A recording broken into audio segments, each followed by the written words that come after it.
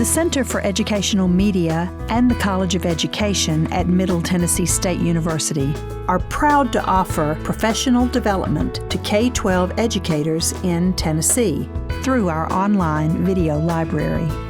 These videos are aligned with standards set by the Tennessee Department of Education. For more professional development videos, check out our website at cem.mtsu.edu.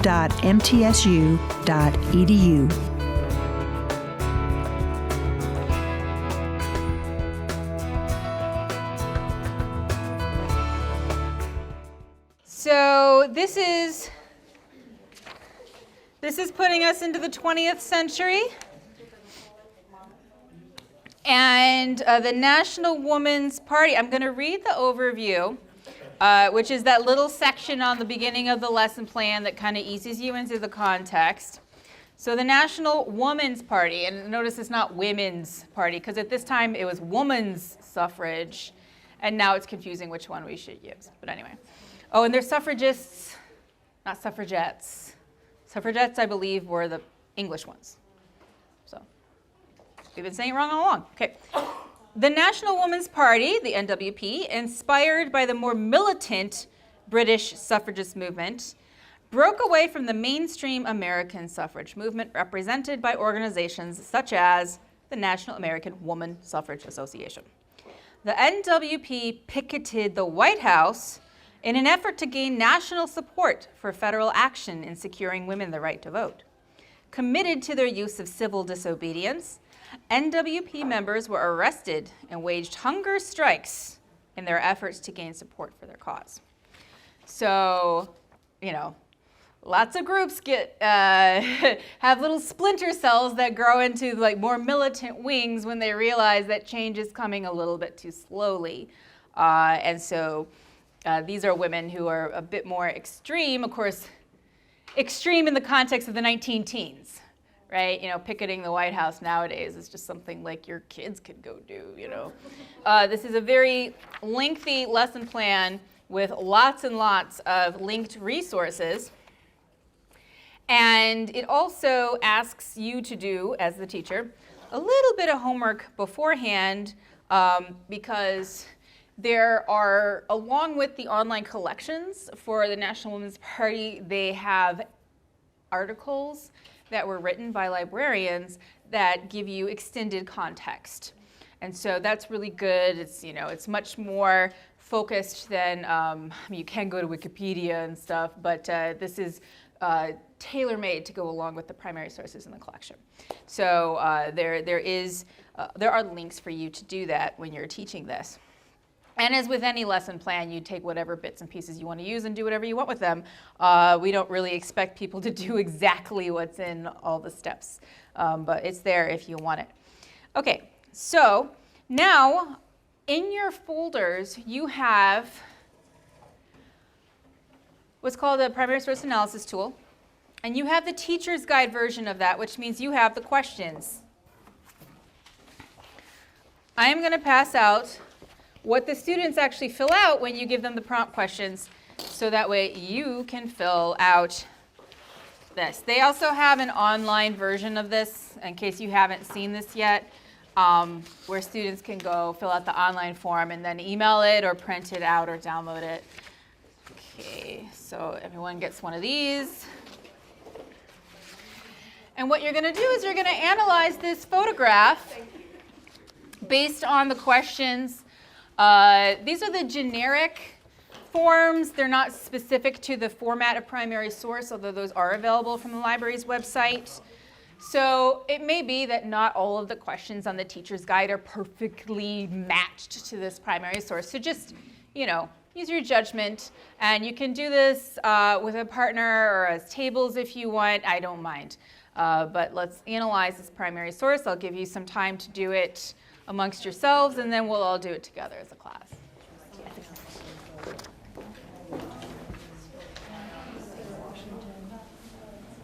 So trying to specifically get that.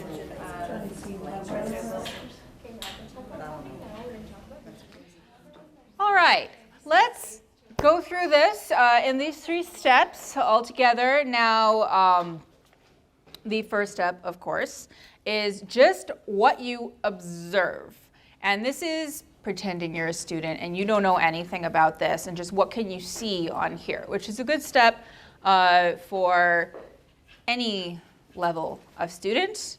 It's a good step for people who are English language learners, or any kind of level of differentiation. These worksheets work really, really well with any kind of group of students.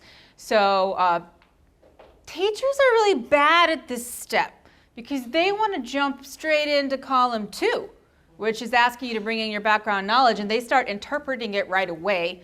They start telling which president it is and all that kind of thing. And no. Let's just start off with what you observe in the image. So starting out with, what kind of image is this? Well, It's a photograph. Yes, always tell your students, please start with the obvious. Start with the obvious. You have to list these things. Okay, what else? I see that one sign has words and the others don't. Yeah. You've got signs or banners with stripes, and one with words. Right. And what are these words? Along the swimming way for liberty. There's a big white house in the background. Way to do that. Way to dance around it. Yes, there's a big stately building in the background. What else? It's peaceful. They're holding signs and banners. They're not holding weapons or anything. I mean, they're not Okay. in that They don't look like they're physical way. screaming. It's a bunch of ladies, and they are not agitated. They're standing, of course, they're standing still. It's a photograph. But it also seems like they're standing calmly still. But that's where you kind of have to, seems to it. But yeah. What else? They're all wearing sashes, some sort of sash. Uh-huh. What other kinds of clothes do they have on? Dark colors. Dull clothes. Did you say dark clothes? Okay, I thought you said dull clothes. What? Dark coats, dark coats, dark boots. Their ankles aren't showing.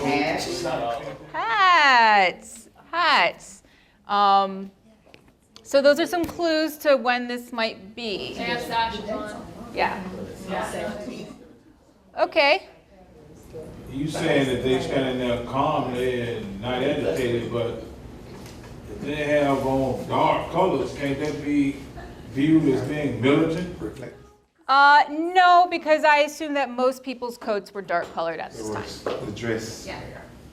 I mean, maybe if they were like olive drab green with epaulettes, but these would just be, and this is where column 2 would come in, and you'd have to have some background knowledge to be able to say, no, this is kind of normal for women's clothing at that time. But they are all wearing similar things, so maybe there's a uniform aspect to it. What else? You can pull a lot more out of here just by looking at it. We've heard sashes. Was the fence the gate? Fence. They're standing in front of a fence. There's a fence between where they are and that building. What are they standing on? Sidewalk.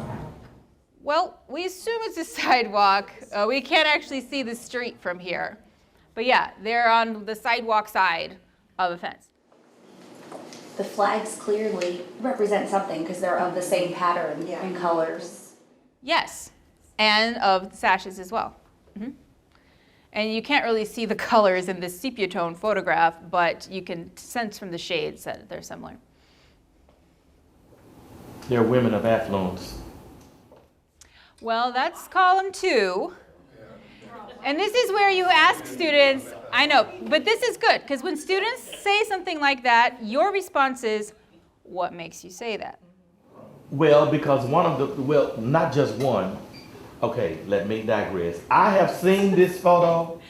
Well, of course you have. This is where teachers already know what's happening, and you gotta pretend you don't. Some of the women, they're not just wearing coats, but they have furs as well.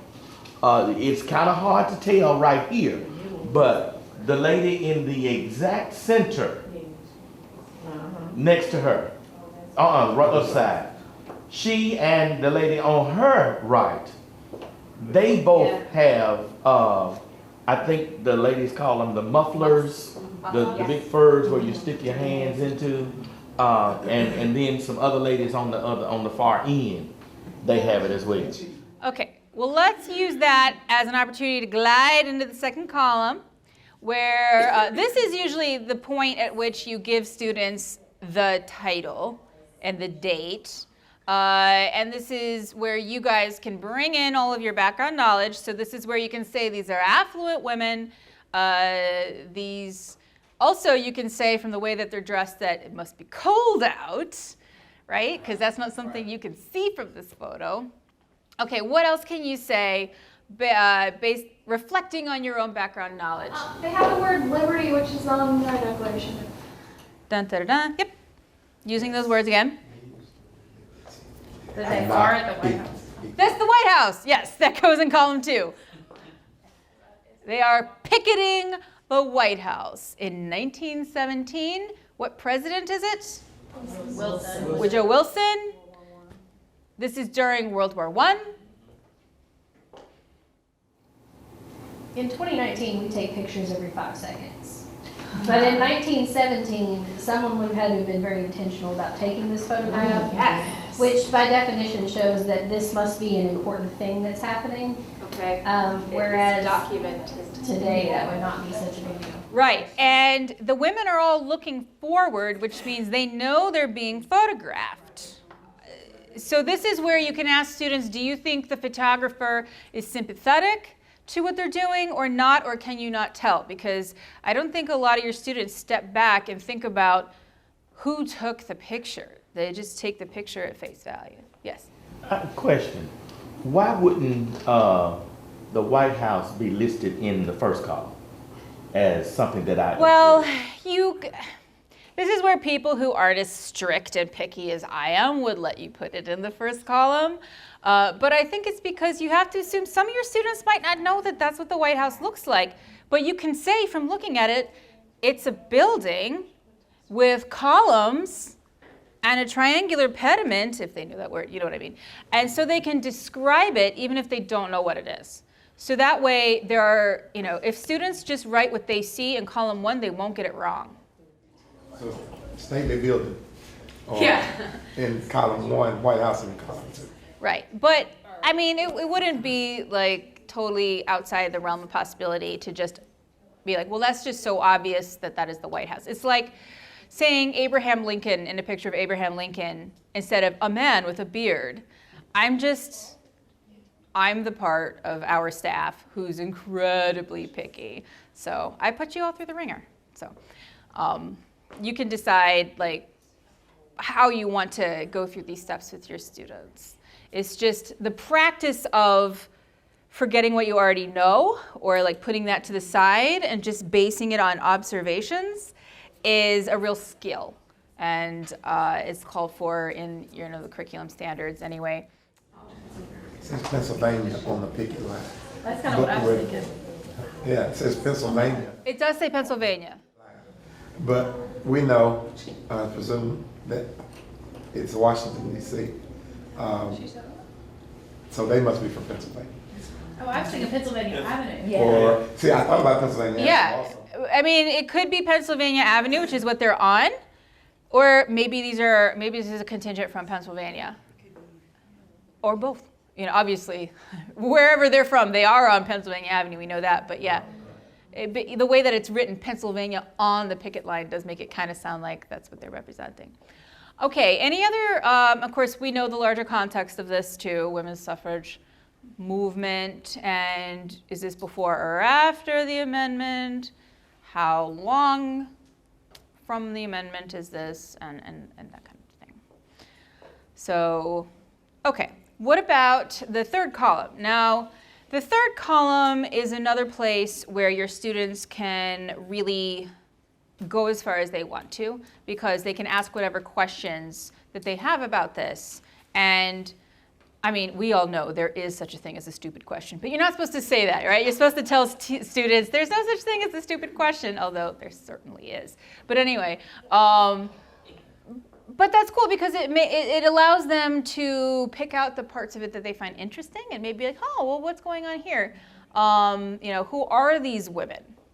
You know, what is a muff? You know, what are there more women outside of the frame that we're not seeing? How many? Who is taking the picture?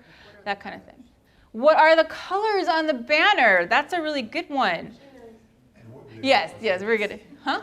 And what do they represent? Right. What do the colors represent? Because colors on flags always represent something. Did the president see their protest? Ah, good question. Good question for column 3. Any other questions that you would have? Yes? Was this a one-time little demonstration, or did they come back every day? I mean, those are things that students hopefully would wonder. Yeah. How long were they standing there? And were there places taken by other women? I'm wondering, this is way off, but it's like today's world, comparing it, the sashes, like I wonder if there's a connection of pageants and sashes, like, well, was that like when there's pageants now, is that like a connection? It's like, yeah, I wonder, do you ever see pictures of men wearing sashes? I guess the like Neapolitan. Napoleon, right? Napoleon wore a sash, right? Boy Scouts, yeah. Again, were these affluent? Yes.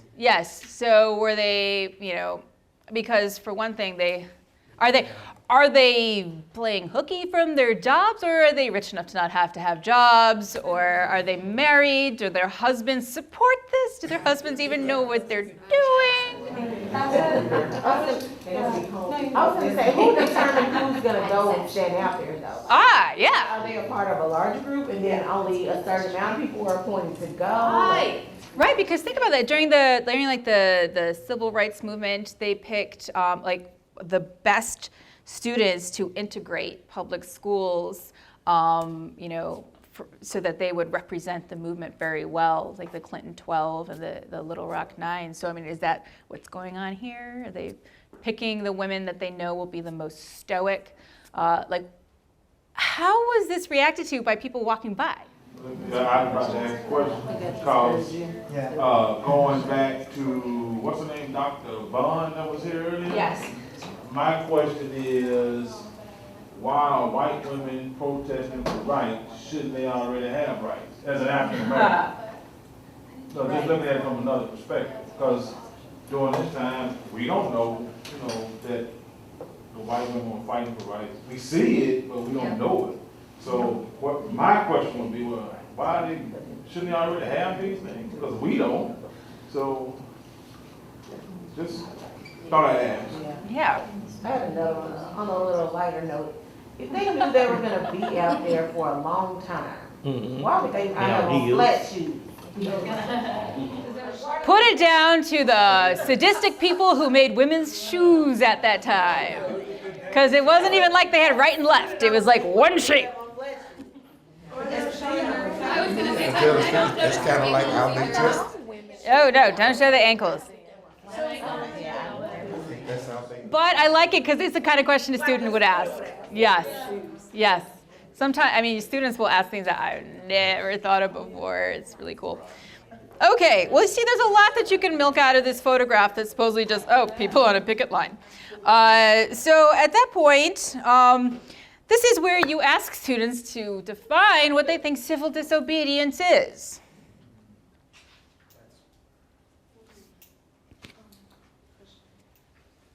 They know what disobedience is, but what's civil disobedience?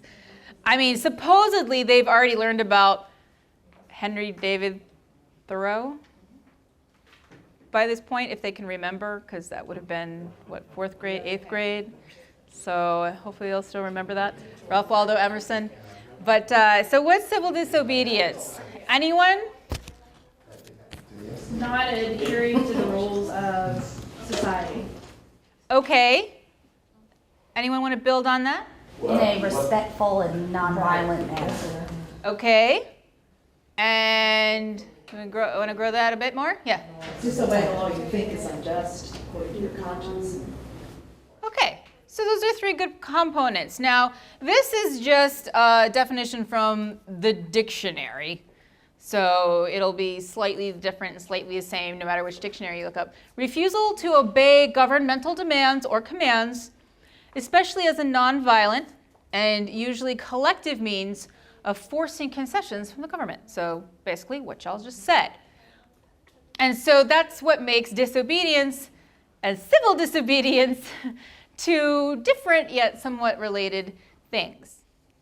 So then you can talk to your students about how maybe that photograph that they just saw, how might that be an example of civil disobedience? Are they being disobedient? Yeah. They're challenging the law. Yeah, for that time period. Yeah, yeah. Are they doing anything wrong? Maybe unexpected, maybe unexpected or unaccepted, because the Bill of Rights said you can have the right to assemble, yet maybe unexpected or unaccepted at that time. Now, the video clip that goes along with this is from Iron Jawed Angels with Hilary Swank, and I like it a lot because they're showing women, you know, standing on the picket line, and it's kind of a little bit of a montage because you have supposedly governmental workers trying to figure out how can we get them, how can we charge them with something, and they're like, you know, going through this whole list of, oh, what about, oh no, what about, oh no, what about, oh no, like they want to find them guilty of something. They want to be able to say for certain what they're doing wrong, and what is it that they finally charge them with? They're just blocking the sidewalk, you know? It's like, how many vague laws do we have that are just in place to be able to charge someone with doing something that you really don't like but can't actually charge them with? So, voila. Okay, now I'm going to pass out one per table, tactics and techniques of the National Woman's Party suffrage campaign. Now this is one of those lengthy essays that I told you was linked to the collection, and I'm not saying that you have to read all of it and we're going to take a quiz on it. I'm just saying this is here to provide some context because you're going to be doing some more primary source analysis in groups in a minute. So this is to add to your background knowledge so that the column 2 can be nice and robust. Okay, and there is a subsection in this essay specifically on picketing and demonstrations. So you could, you know, skip straight there if you want. But yes, this is a very collective effort in this group. And this is where you have to really be organized. And so this is kind of explaining how they're going to go about doing this. So, okay. More primary source analysis tools, and I've got some more to hand out to you.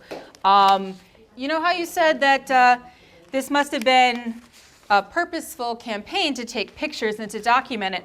Well, that's true, because there are a lot more pictures that go along with that one, and I'm going to give them out to your tables for you to analyze, and then we'll all go through and see what they look like.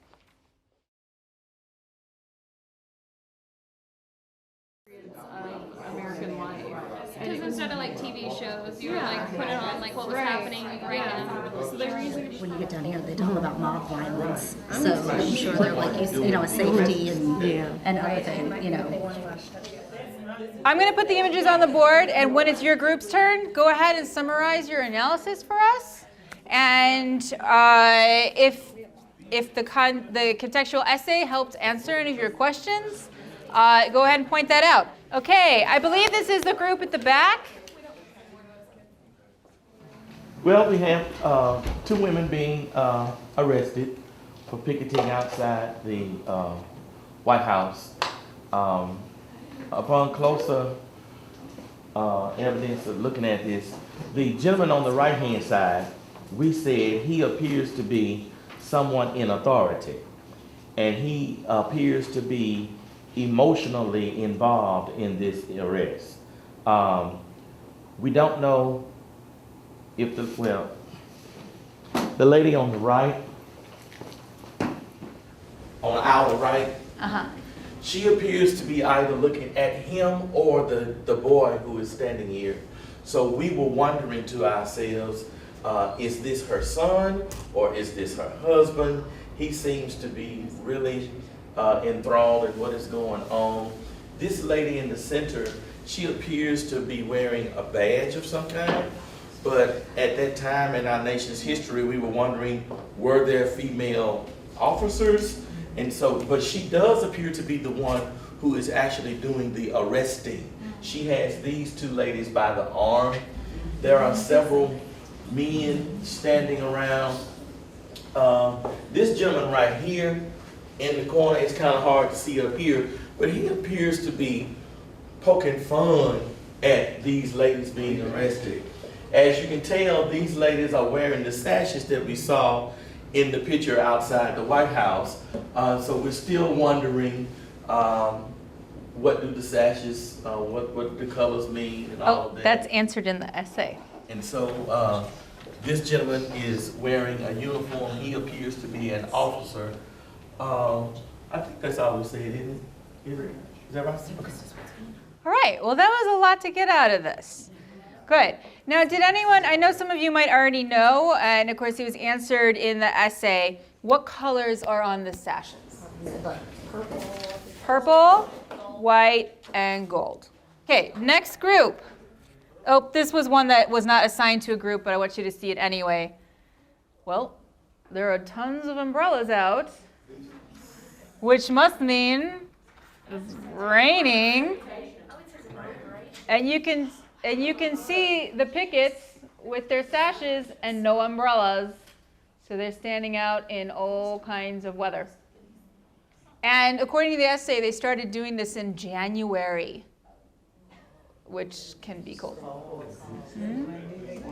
All right, what about this image? Who had this?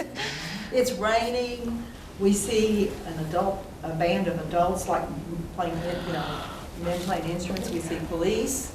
We see women carrying banners. We see the fence. We see a car that's stopped, apparently, because there's somebody in front of it. I guess we're not supposed to know the date, but we figured late winter. And then collections. We said it's the White House.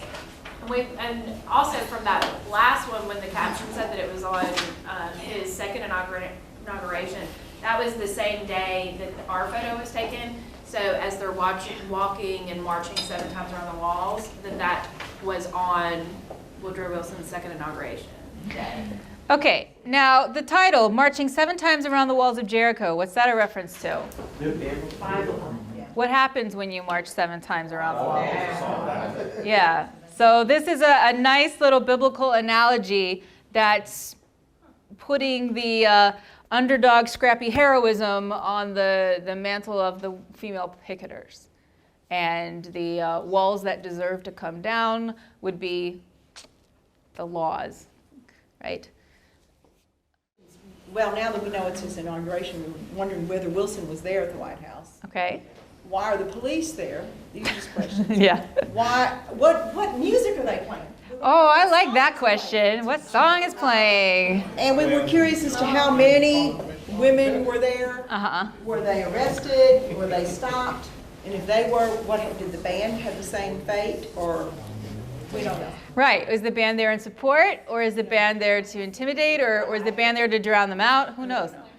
Who knows? All right. I like images where you just can't tell sometimes because it forces students to think from different perspectives and different outcomes.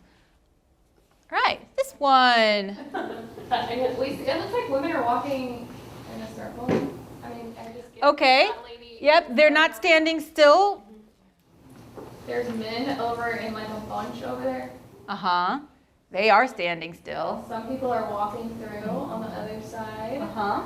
I think we walked to see one. Yeah, they're probably walking around and back and forth in front of a space. And yeah, it's January 26th, so maybe they're staying warm. The signs say more than the other picture you showed us before. Yes. So what do these signs say? Mr. President, you said liberty is the fundamental demand of the human spirit. Okay. So what?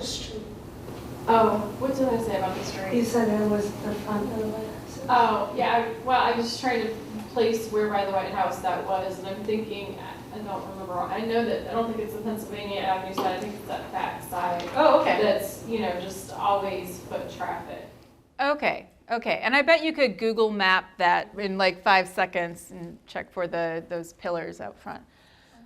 Okay, now one thing that the essay said that was very interesting that goes along with this is their choice of words for these banners. And so how is it smart to put a Wilson quote on a banner? They're trying to embarrass him. They're embarrassing him. They're using his own words against him, which we saw with the Declaration of Sentiments. We saw with Abigail Adams. It's like, yo, man, you've been using all this language. So use it. And also, if they use his words, those are safe words and nobody can accuse them of sedition. Which, there's a lot of sedition acts going around because we are in that era right now. All right, what other kind of thoughts did you have on this one? I was wondering about the freedom of speech. Men have freedom of speech at this time, and then I was like, well, they can kind of do a loophole because they're women and men are, the ones that have power. So why couldn't women get charged with lack of freedom of speech? But then I saw their silent marches. Then I'm like, but their words are what they're feeling. You know what I mean? Well, women still have the rights enshrined in the Bill of Rights. Right. So they still have. You know what I mean? There's loopholes where it's but this fits. This is true. This is true. There's a lot of cases nowadays where you actually do not have freedom of speech. That's really only in certain contexts. Okay, let's go to the next one. Certainly a stately building. Stately building again. Fire. Fire. Burning fire. Which if you would go to reflecting, you would assume that it is cold, and it is January 1990. Certainly they're in front of we assume they're in front of the White House. But this time, the words that are on this banner, take it up a notch. Yeah. The words that are on this banner. Will you read them for us, just in case people can't see them? It says President Wilson is deceiving the world when he appears as a prophet of democracy. But he's opposed to those who demand democracy for this country, while you're dealing with other countries. What about ours? He's responsible for disenfranchisement of millions of Americans, especially, and we know they're referred to women at that time, and we in America know this, and the world will find him out. I mean, they take it up and I say, really calling him out, so to speak. Yes. So yeah, the gloves are off. And what is Wilson doing in the name of democracy abroad? Versailles. Well, the peace conference. Okay. Yeah, and he's moral diplomacy in Latin America. Yep. So he's certainly using democracy as foreign policy. But what about domestic policy, Mr. President? Okay, what else is going on?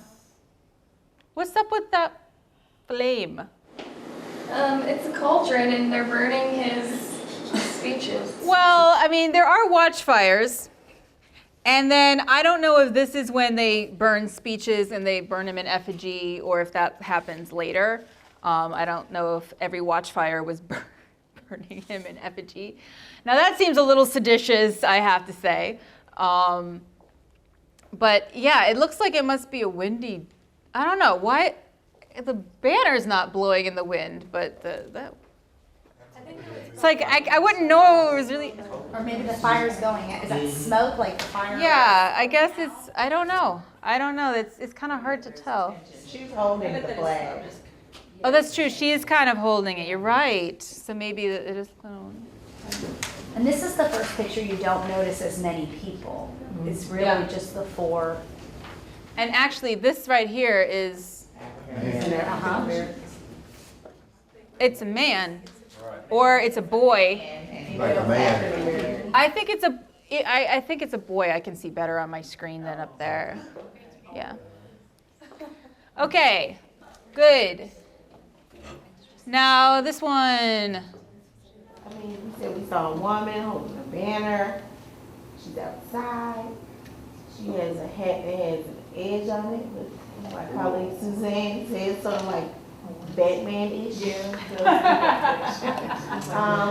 She's alone in this photo, or in other photos we've seen groups of women. Yes.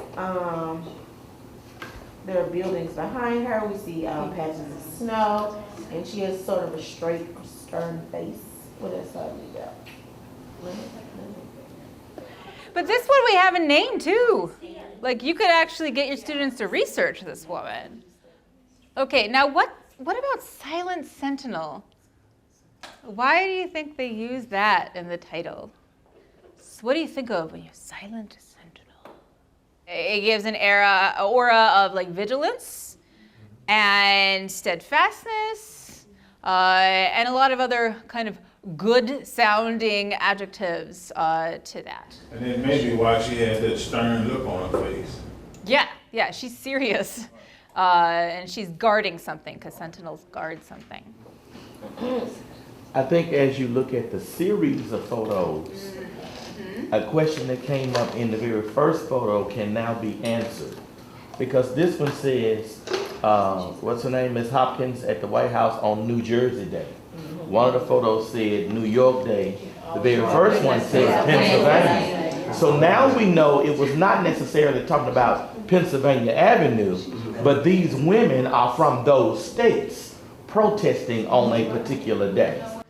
And I love that. I love how, you have students focus on one particular photograph, but then when they see these all in a group and they read some of this, or if you give them some of this, because by the way, this lesson plan is differentiated for 5th grade and high school. But yeah, their picture gets bigger. It's like jigsaw puzzle pieces. More and more that they get, the more of the picture, the larger picture that they can see. One thing I noticed that they didn't do a whole lot of talking, but they let their words speak for them, so that one thing, people can see them. People can see that. The public can see, this is why we're here. We don't have to say a word. You can see if you're wondering. Yeah. It's speaking for us. It's giving us that publicity, or letting people know why. And the more people are going to focus on what they read there, and it'll cause more thought provoking. Right, and also you can't drown out a banner. Right. Now you can rip a banner from a woman's hands and rip it up, which is what they did with like the ones against Kaiser Wilhelm.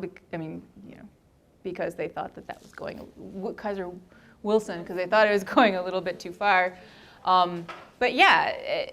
These are all wealthy women, and most of them were not about breaking their place in society entirely, too. They were using their status in order to do something progressive. Also, you said the word publicity.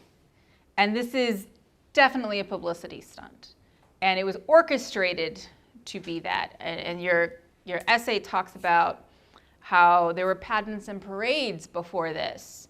And so it's like, what can we do next for publicity? Everybody's already like pageanted out. So what can we do to draw attention? So, okay.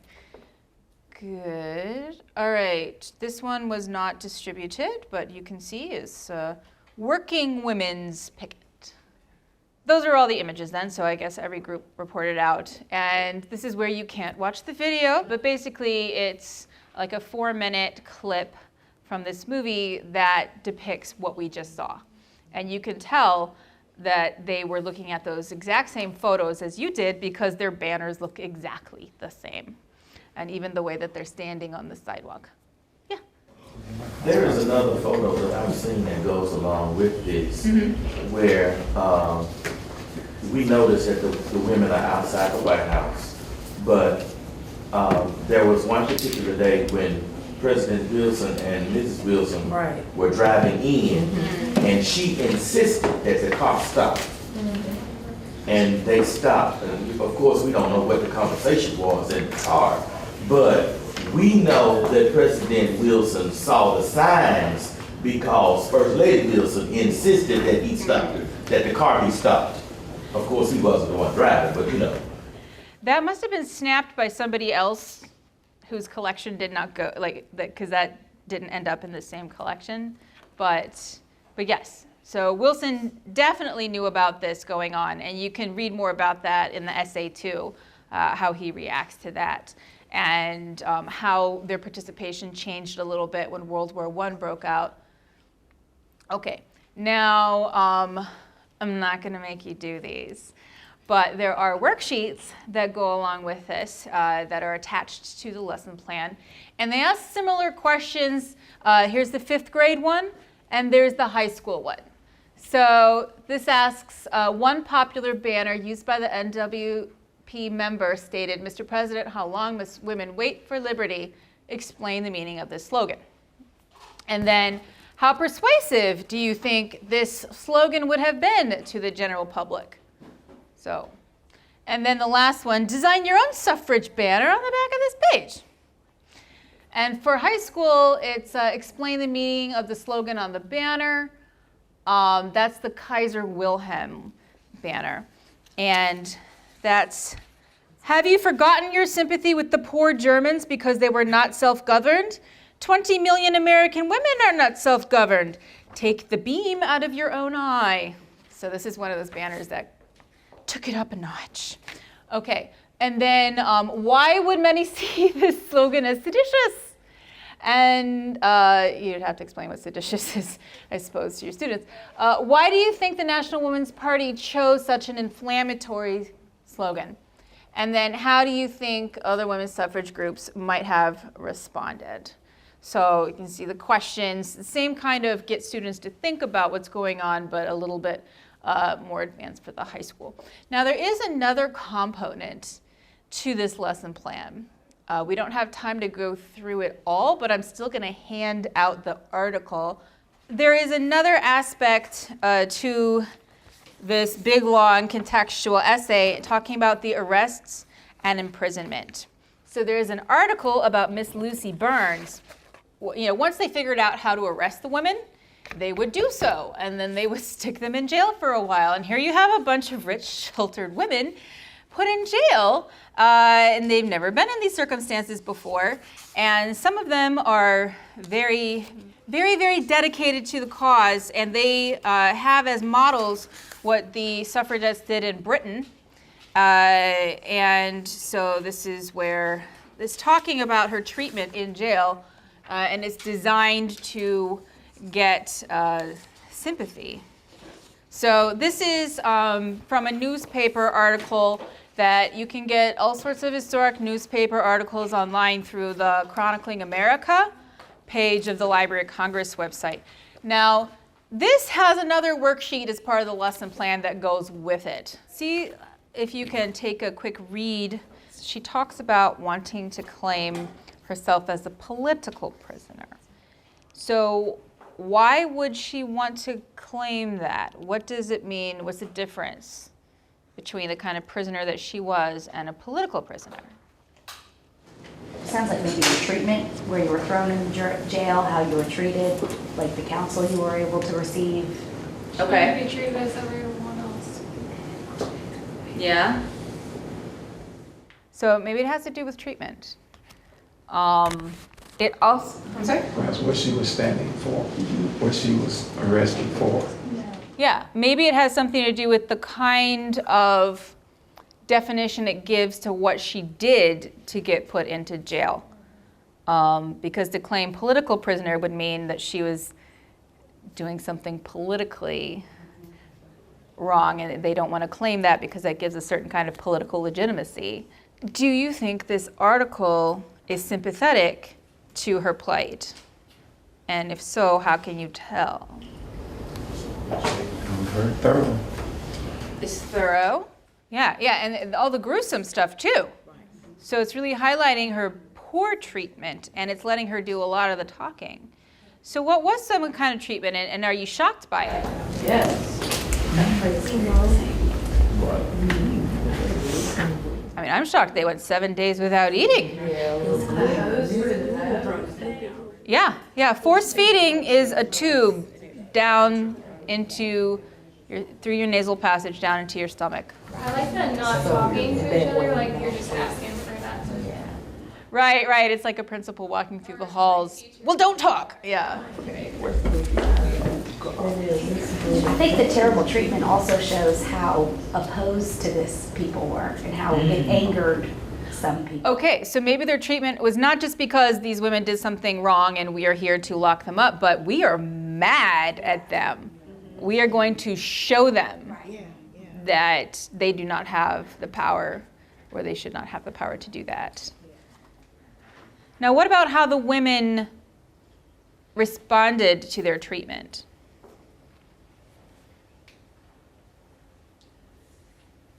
I mean, in one place, she mentions how she had already been in jail before. Yeah, they were willing to go through that. And not just once, but some of these women were arrested multiple times. I think that they were trying to advocate for themselves while incarcerated. I mean, her saying, I have a right to seek counsel, but also I think probably not being belligerent and making the issue worse. So I think that they were probably very respectful as they were in their picketing. They were, trying to get what was right, but not. Right, so they are certainly operating by the set of rules that they think ought to be. And also, she's educated enough to know what is and is not allowed to her in jail, or should be. Yeah. Kind of bounce off of what she was saying and come to the civil disobedience that in order to bring it, for people to see it and see the horrors and the wrong of it, that you're willing to go through it and willing to be treated this way. Mm-hmm. And like I said, they were willing to do it again, just so that it can be brought out. Right. Because of the horrors of it. Right. I mean, think about the civil rights protesters who were blasted with the water cannons and with rabid, not rabid, but mean dogs, and what some people are willing to go through to stand up for what they believe in. And so nowadays it's really easy to look back and see these women in a heroic light. But that was not necessarily, you have to remind your students that it wasn't really necessarily how most of society saw them at this time. Now, this article is from December 1917. And we saw the picketing beginning in January. So this is all in the space of 1 year, where it goes from nonviolent calm picketing, and then it ratchets up, and then you end up with this going on. And yet we're still, how far away are we from the actual amendment? 2 years. Yes. So again, they're still waiting after having gone through all this.